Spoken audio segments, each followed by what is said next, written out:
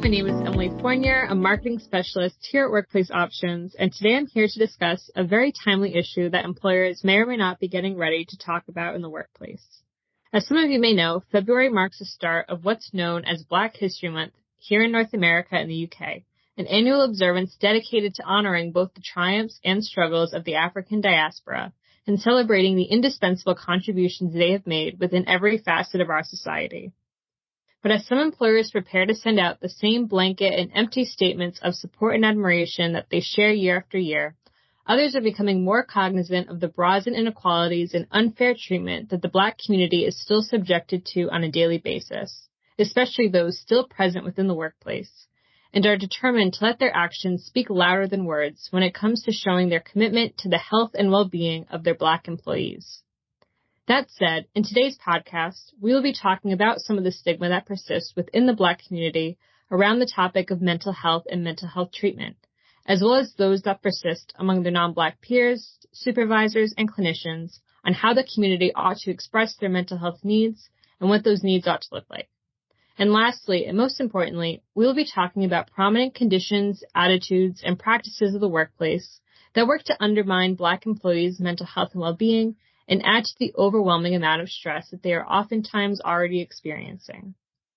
Later in this episode, I will be joined by Talisha Kelly, Specialty Team Lead here at Workplace Options, who will talk with us about some of the ways that organizations can seek to provide more inclusive and equitable care to their employees, particularly that which aims to empower and uplift employees of color, encouraging them to be more open about their mental health issues at work, and allowing them to access the affirmative and culturally competent professional support they need.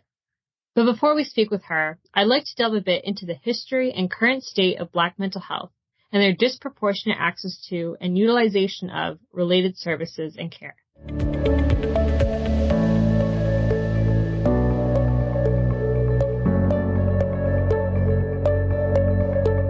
This past December, the dance and entertainment community, as well as countless fans around the world, were shocked and deeply saddened by the passing of beloved dancer and choreographer Stephen Boss, known professionally as Twitch, who died by suicide at the age of 40 after a private battle with depression. The tragic nature of his death, juxtaposed with his outward, life-of-the-party public persona, has since sparked conversations about the deceptiveness of high-functioning depression, a colloquial term used to categorize persistent, chronic, and underlying depression that does not outwardly affect a person's ability to function in their everyday life, thus making it easier to hide and consequentially harder to treat. Although not an official diagnosis, people with supposed high-functioning depression are oftentimes categorized as those who seem outwardly happy, energetic, and ambitious, despite feeling empty, lonely, and hopeless on the inside.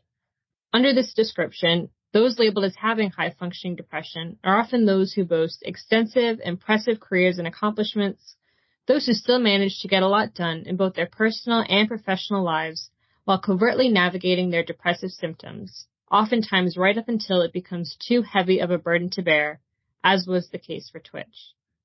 While the label of high-functioning depression can and has been assigned to anyone regardless of demographic makeup, Twitch's particular experience with it has since sparked additional conversations about yet another overlooked mental health issue: the pressure felt by people in the Black community to hide their mental health issues. There are many factors contributing to the Black community's resistance towards being vocal about mental health issues and accessing professional care. As Mo Ari Brown, marriage and family therapist, shared with USA Today in the days following Twitch's passing, the difficult circumstances and experiences that the community has endured over the course of the last several centuries has resulted in emotional grit and mental durability being seen as skills necessary to the community's survival, putting pressure on those within the community to be less vulnerable, to always exhibit strength, and to never falter or show weakness. And this weakness, according to recent studies, includes being honest about mental health struggles, as one study found that nearly 2/3 of Black people believe that poor mental health is a sign of weakness. This is especially alarming for a community whose rates of poor mental health are consistently higher than those of the general population and whose treatment utilization rates are disproportionate to such findings. For instance, during the peak months of the pandemic, research from the Kaiser Family Foundation reveals that over half of Black employees in the U.S. claim to be struggling with their mental health, yet found that less than 5% sought out care. Research spanning across multiple decades has also consistently found that, on average, Black people are about 20% more likely to experience serious psychological distress and mental health issues, are more likely to experience suicidal ideation, are the demographic most at risk of developing PTSD, and yet despite these findings, are about half as likely to seek counseling compared to their non-Black peers. And while stigma within the community about being open about mental health issues and seeking care is definitely a contributing factor to this disparity, experts argue that it's a disservice to the Black community to reduce their poor utilization rates to community stigma alone, when these rates are largely the result of external barriers that either discourage or altogether prevent the use of mental health services, including external stigmas. So really, when we talk about breaking the stigma, there's three distinct types that we're talking about.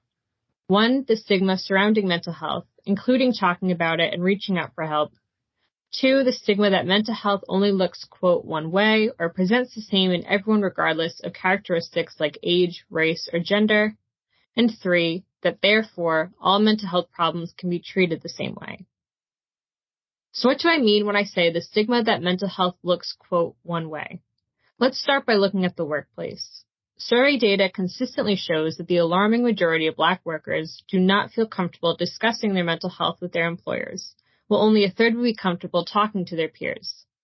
What some researchers find, and what some outspoken employees often share, is that largely contributing to this resistance are the harmful stereotypes that are associated with Black people that make it harder for them to be vulnerable and express themselves authentically. Stereotypes such as those that assign situational emotions as characteristics of one's personality.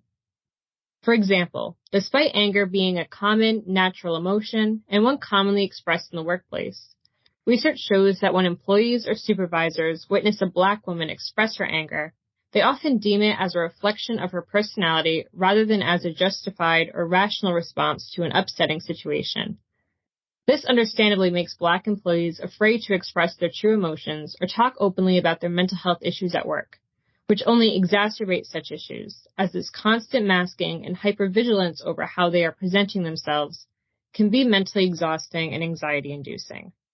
Further adding to this problem is the unfortunate truth that these stereotypes and lack of understanding of the different ways in which psychological distress may manifest extends to the entire mental health care system, as researchers find that Black people are more likely to be misdiagnosed with a mental illness, specifically with a psychotic disorder, than their white counterparts.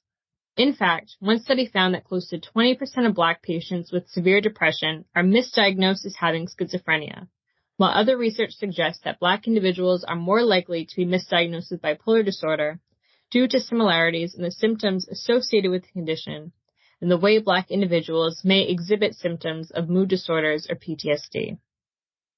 What ultimately contributes to these disparate rates of misdiagnoses, and which brings us to the third type of stigma that I'd like to discuss, is care providers' general lack of understanding or cultural sensitivity regarding some of the chief mental health challenges that the Black community faces, including intergenerational or racial trauma, systemic racism, and some of the unique mental health, socioeconomic, and even physiological symptoms that they endure as a result, and their patent inability to address them.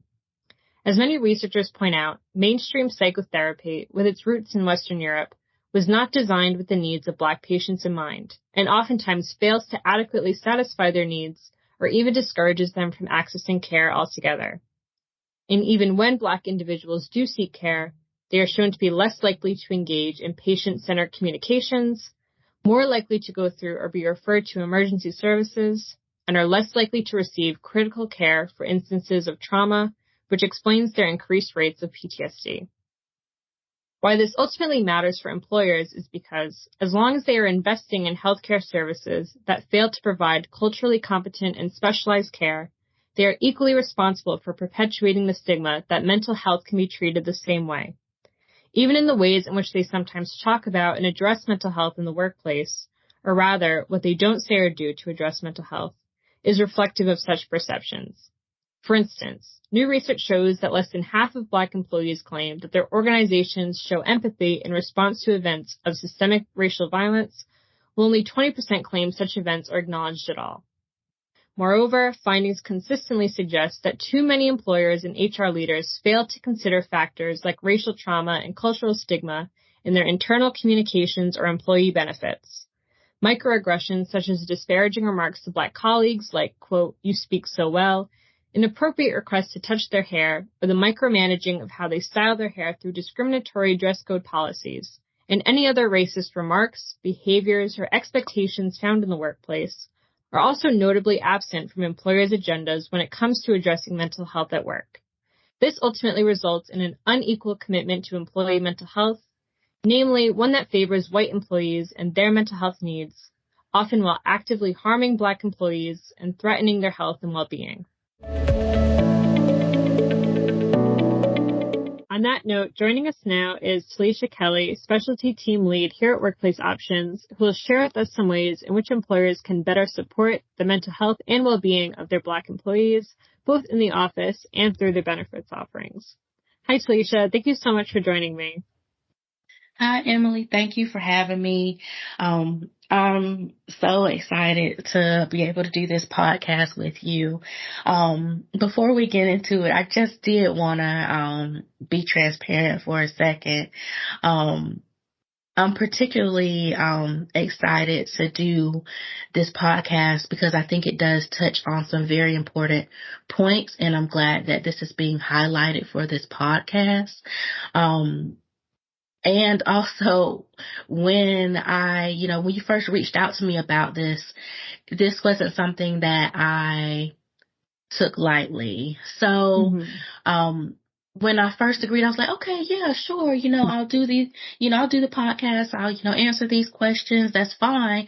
But then as I, really sat and thought about it, I was really trying to think about, like just my initial reaction to the questions. I think it's interesting to be able to have this conversation first, because I do want to acknowledge that not everybody, a person of color, feels safe enough even broaching this conversation in a realm that is through their employer. Some people do not feel safe enough to do this. And I wanted to make sure that I really thought about, was really thoughtful in my answers, and how I did this podcast, because I didn't want it to come off as, I'm speaking for everybody, because not all Black people have the same experience. They do not agree on the same things, which is fine. We are all, individual people. However, there are some experiences that some may experience than others. So I wanted to make sure that I was coming from a space of not speaking for people, not making the assumption that everybody is the same, but just kind of speaking from my experience on what I've seen, whether personally or just through my work in the mental health field. So I won't lie, I did have to take some time to really think about these answers. But I'm glad that we're having this conversation, and I hope that, people get something from this, and I hope that people enjoy listening to it. I really appreciate you, saying that, and I'm really excited to have you here, and I really appreciate you taking the time to be interviewed, and also the thought that you've put into answering these questions, and, how you're answering them, and having that, conscientiousness of the sensitivity. I'm really glad that, we can have this conversation and put this podcast out there. I totally agree with you there. So I'm really excited to get started. First question I wanted to ask you is, in your experience as a specialist here at Workplace Options, when working with Black clients, are there any common psychological stressors that are often touched on? So, because each individual's experience may be different, the stressors they report won't all be cookie cutter or the same.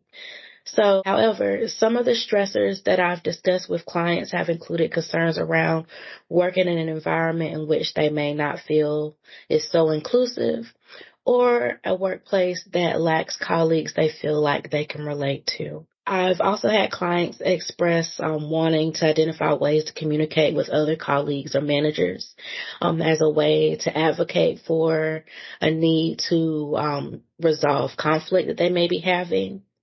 They may also express concerns of how they'll feel perceived by their colleagues or their managers if they give feedback or if they advocate for themselves when they're feeling unsupported.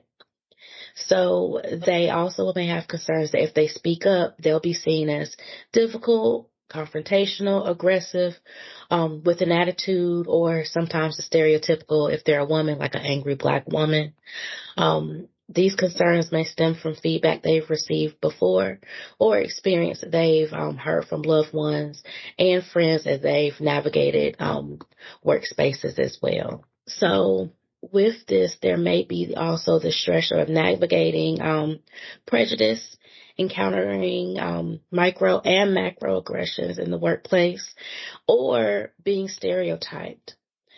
There have been times that I've talked with clients and even experienced myself where to avoid being seen as a stereotype, I've had to be really intentional about how I would come across to my colleagues and or my managers. This can impact the ability to be truly authentic and just feeling like you're able to be yourself. Just thinking about when you are able to be authentic, it can feel so peaceful when, you are able to be your true self. So if there's a concern that you aren't able to be truly authentic, it can be very stressful at times.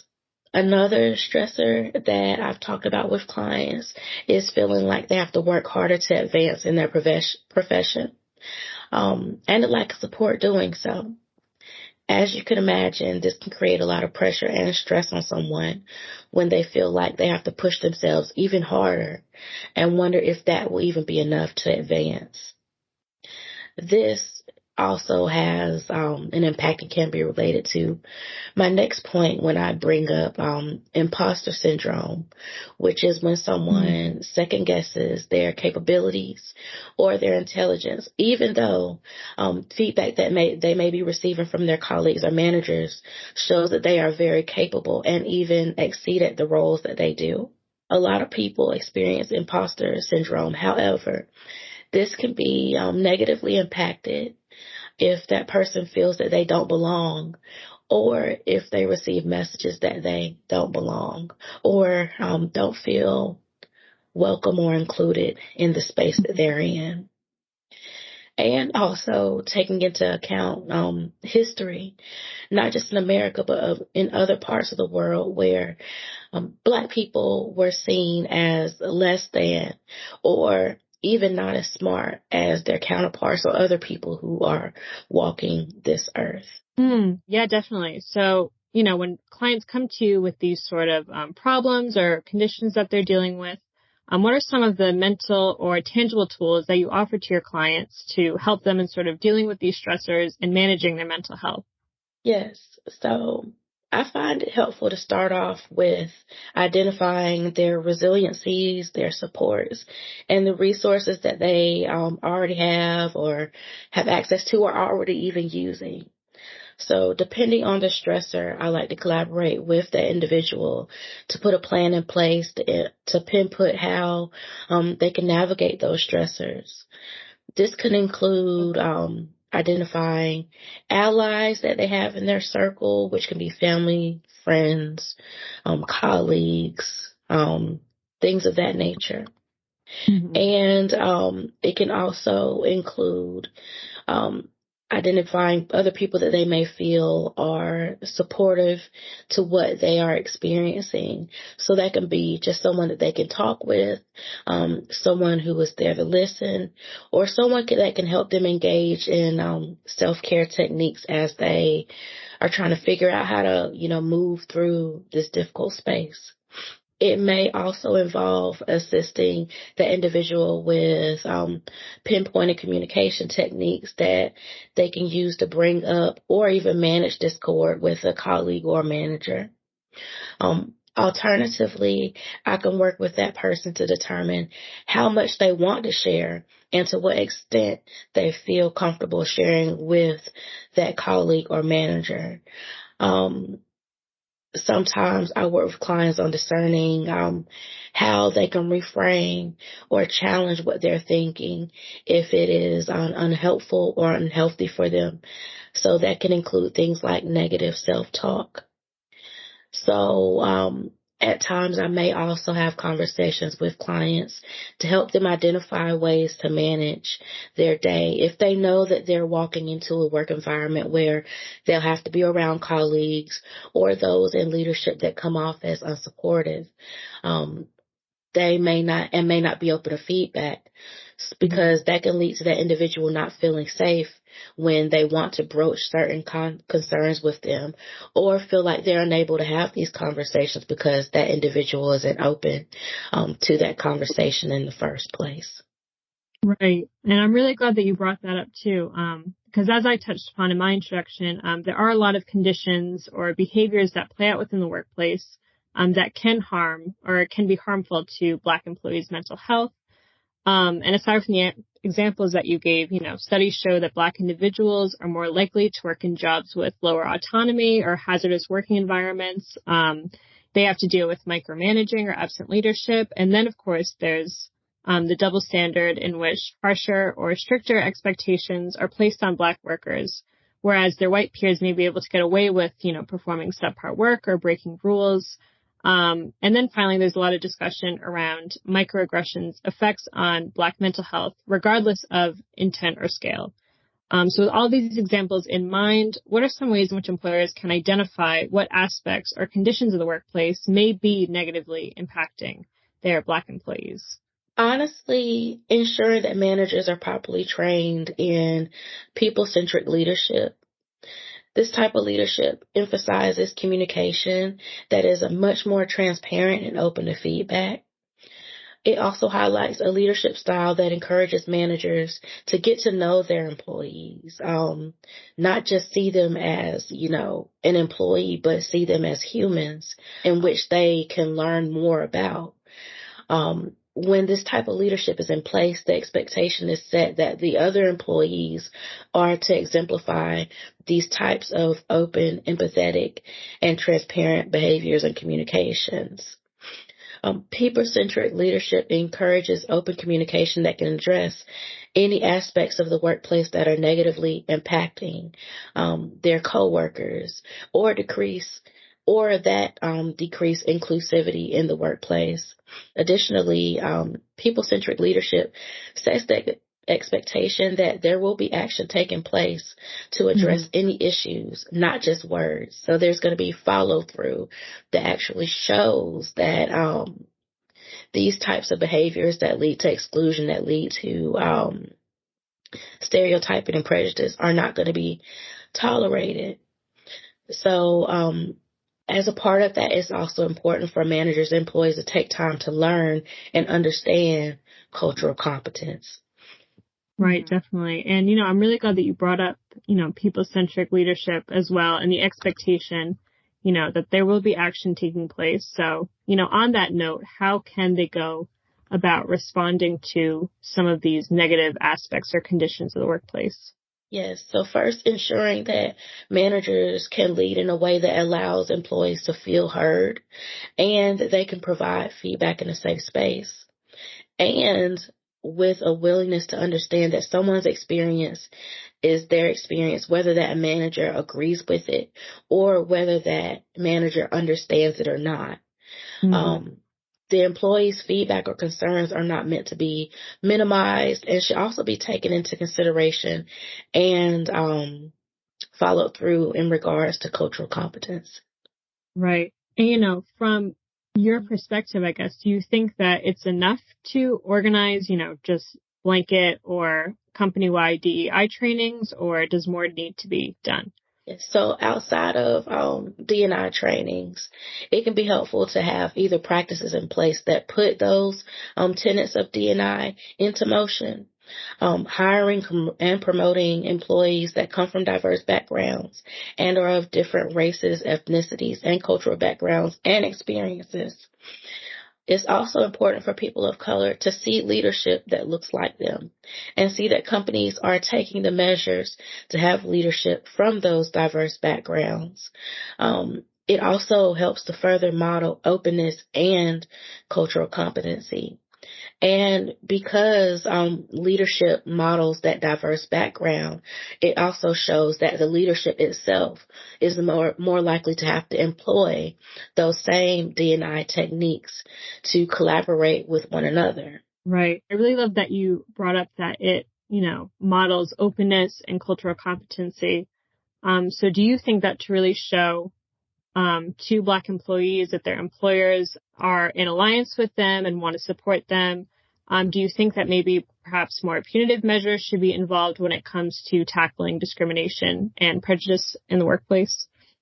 So discrimination and other behaviors that show prejudice and lead employees to feel unwelcome or excluded in the workplace need to be taken seriously and held to the same standard as other policies that are in the workplace. As I mentioned before, they do not need to be minimized, and the employee should not be gaslighted when they bring up these concerns. So there should be policies in place that that can be, looked up and that can be seen and can be pinpointed so that employees know what the expectations are and know that they will be taken seriously. Right. And do you think that these policies should be, explicit, and does it help to explicitly call out, racist behaviors or attitudes in the workplace? Yes, I think that they should be brought up. They should be called out. It doesn't necessarily have to mean, called out in a group, but people should be having conversations with their manager if they are making comments or behaviors that are like go towards, that aren't culturally competent. Because it shows that that company is fair, equitable, and they value inclusive treatment, and that is taken seriously and it's not taken for granted. Because when employees see this, they have more trust in their managers and their leadership that that they care and that they value that everyone needs to be treated fair and treated as humans. Mm-hmm. And it's interesting too because, people talk about having explicit workplace policies that tackle racism, but then also when it comes to, victims of discrimination or prejudice, needing to have more avenues to report maybe what's happening in the workplace. And so on that note, do you think that anonymous reporting, is that helpful to give victims that agency and that autonomy, or could it be perhaps deprecating? That could be a slippery slope because that honestly, from my experience, depends on the workplace. There are times with people of color that they are the minority, not just in the country, but in their workplace too. So anonymous reports may not be so anonymous. This is because management may be able to easily pinpoint who is making the report, which can lead employees uneasy about leaving anonymous reports and have concerns of potential retaliation. That's a great point.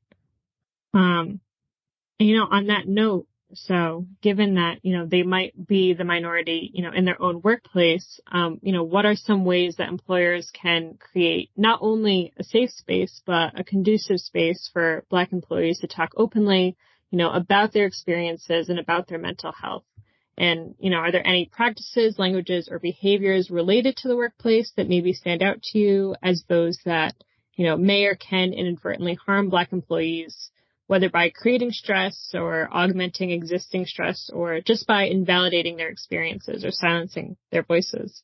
Yes, so this goes back to creating a workplace environment that promotes transparency, trust, openness to feedback, and collaboration. Also, having a work environment that promotes diversity and takes cultural competence seriously. And also in a workplace that enforces policies that promote inclusivity and discourage discrimination, prejudice, and disrespect. Um, Practices that can be harmful to employees would be including language that conveys prejudice or ignorance to cultural differences, or even resistance to becoming culturally competent. It could be harmful to have leadership that shows that they do not follow through on what they say, or any concerns that they say that they'll address. That's a great point. Um, too, and as I mentioned in my introduction, there's a lot of ignorance or stigma around what mental health can look like that may, possibly contribute to leaders falling short on their promises of taking care of, their Black employees or just all of their employees. When we look at Twitch or other prominent examples in the media, we know that depression doesn't always manifest as someone appearing just to be down or sad. It can look like a lot of different things. A lot of the times it might not even be perceptible if people are trying to hide their mental health issues.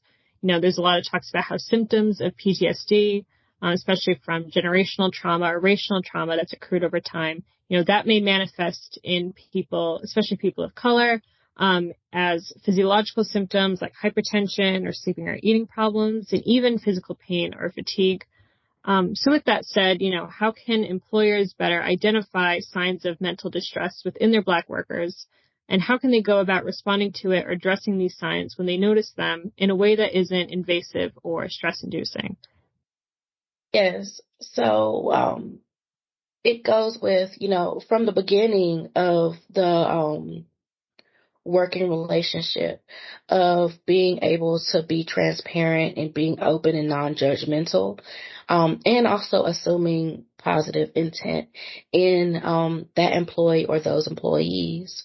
If that's already in place, it increases the chances that one, employers are building relationships with their employees and are more likely to notice changes in that employee. But also it increases the chances that employees are willing to have conversations around if they do need support. Another thing that I'll say is for employers to be abreast of what symptoms of depression can look like, so that they are more aware of if they are noticing changes in their employees. So, is someone having, were they, mostly happy-go-lucky, or, were they excited, or did they seem interested in their job, and now all of a sudden, well, not all of a sudden, but they've gradually noticed that that has changed. Maybe they're tired. They don't have interest in things like they used to. They are not speaking to colleagues that they usually talk to. Are they missing out on work? Are they, is their punctuality a concern? Are they, showing signs of, irritation, being short with people, or even signs that they are really stressed or pressured with, what their tasks are doing. So like having trouble keeping up with deadlines. So there's changes that you may see in these employees, but I think it's helpful to have an idea of who your employees are first, so that you can better recognize those changes. Right.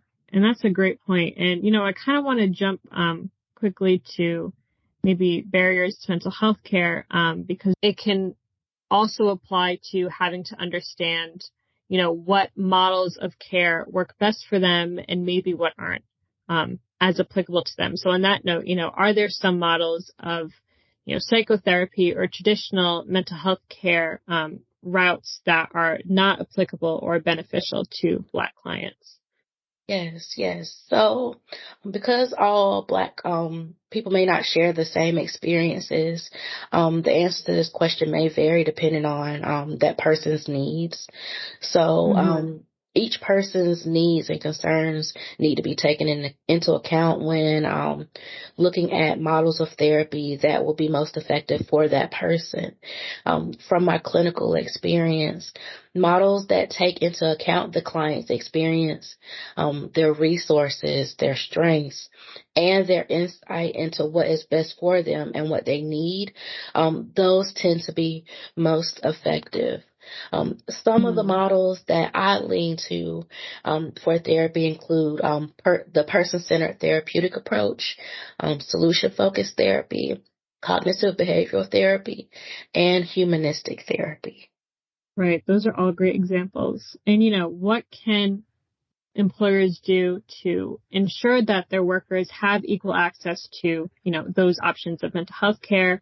And I guess how can they go about ascertaining which forms of treatment, may not be beneficial to their Black employees, or which ones may actively worsen their mental health issues? Yes. So it goes back to, just listening to feedback from employees on what they need. So that can include listening to feedback on what types of mental health are needed, and to find ways that employees know about what mental health benefits are available to them. So if that company has an employee assistance program, making sure that employees know about it, making sure that employees know where to access that information, letting employees know about, where they can find information about their insurance benefits. So just listening to what they're saying, and also asking the questions, opening the space so that employees know that that's something that you're wanting to hear back on. I'm really glad that you brought that up too about the EAPs, because when it comes to benefits offerings, studies show that a basic healthcare plan, it might not always be necessary to meet Black workers or, all employees overall. It might not be able to meet their needs if they do not factor in, social determinants of health, and, socioeconomic and sociocultural issues that they may be dealing with. So, on that note, how can employers perhaps expand on or improve, or I guess in a word, retool their EAPs to ensure that they will adequately and equitably meet their Black employees' needs? I would say searching for employee assistance programs that model what they're trying to show in their company. So EAPs that represent the inclusion and diversity that they're wanting to build and maintain within their company. Also EAPs that have diverse provider networks, and providers that also reflect that they are culturally competent and able to work with clients of different cultural backgrounds and are non-judgmental about it, but also the diverse provider networks also show that people can be connected to people that they feel like providers that are able to relate to them as well and understand their experiences. Right. I'm really glad too that you brought up, finding cultural competent providers, because I think that that is so important right now, especially given, the research that shows that there kind of is that growing mistrust among, people in the Black community, or just, diverse workers who feel like they're not represented by traditional healthcare models. So on that note, what are perhaps some ways in which employers can incentivize or just encourage their Black employees, to access some of these culturally competent and affirmative mental health services or resources that their organizations provide? Yes, so having a level of flexibility that helps the employees increase their access to mental health resources. So that may mean managers and leadership being willing to have conversations about if someone needs to get creative about appointments. Do they need time? Do they need privacy? Do they need to work their schedule in a way that allows them to have that? In order to meet with a mental health provider, especially where we're in a space where a lot of employees are working from home still, at least to some capacity. They may be in the home with their family members. They may have a lack of privacy. So if they are able to get creative around, okay, can I have a break in between my work day? Or, can I flex my schedule so that I can have a private space to meet with a mental health provider? I think that is that's very important. So just being open to those things, and again, just assuming positive intent. It can be really hard to be vulnerable and reach out and ask for help in the first place. So the fact that someone is in a space where they're able to do that, that should be acknowledged, and it should not be met with, maybe gaslighting or the minimization of their request, because that just leads them to not even feel safe, and they probably won't ask again if they feel that that's the response that they're going to get. Right. And also, too, they probably, might not even ask at all for those accommodations. Studies show that a lot of people are afraid of facing repercussions at work, either, lost hours or, wrongful termination if they ask for kind of that flexibility in their schedule. So, from the employer standpoint, what are some ways, in which maybe they can prove to their employees or reassure them that, they won't face those repercussions or, that sort of stigma for taking care of their mental health, or be treated differently at work, for example? That's a good point.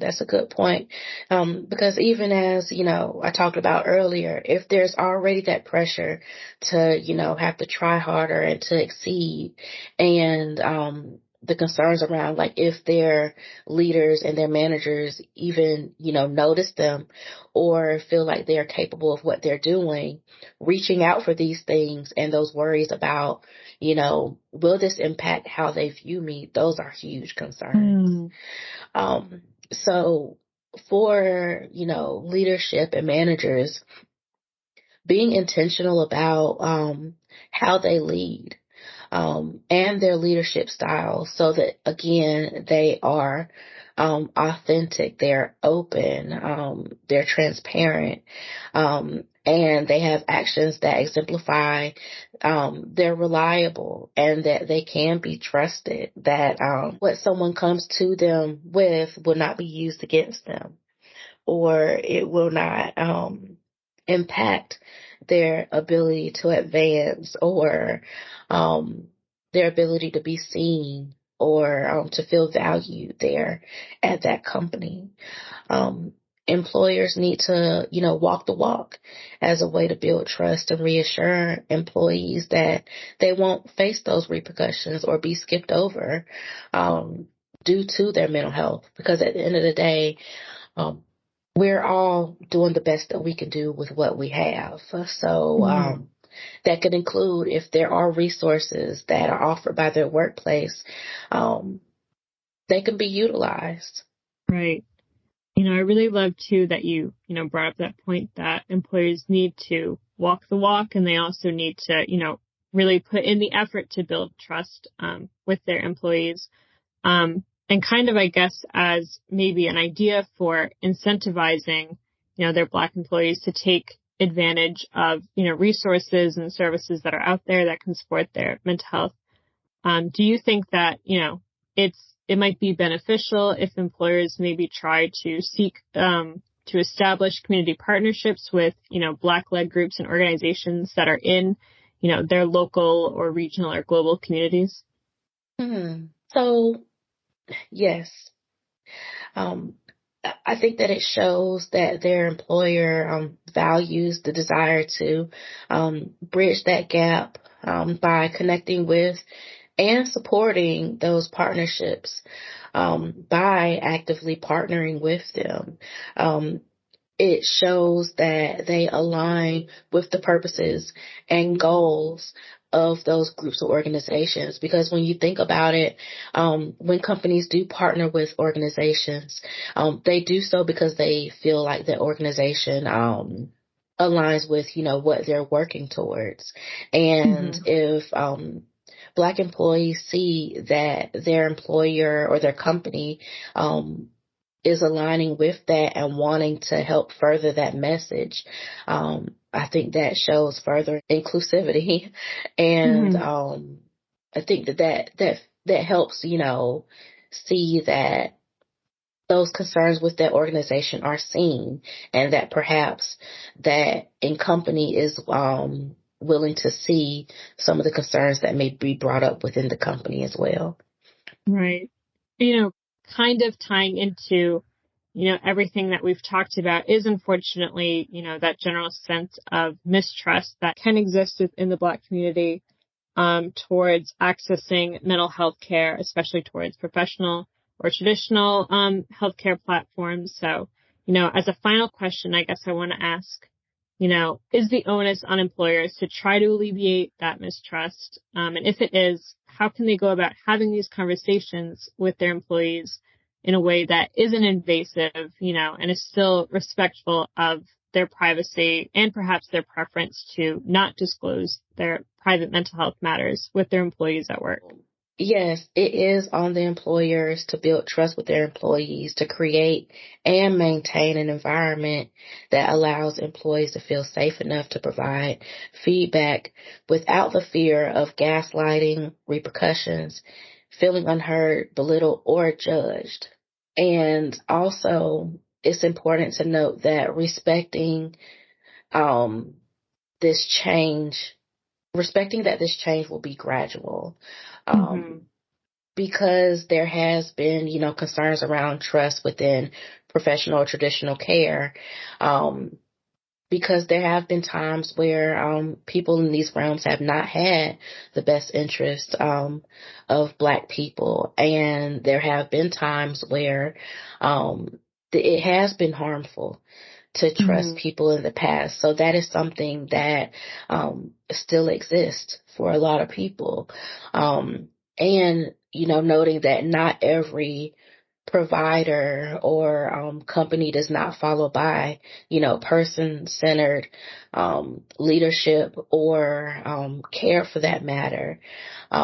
Everyone is not cookie cutter. So sometimes not feeling heard in those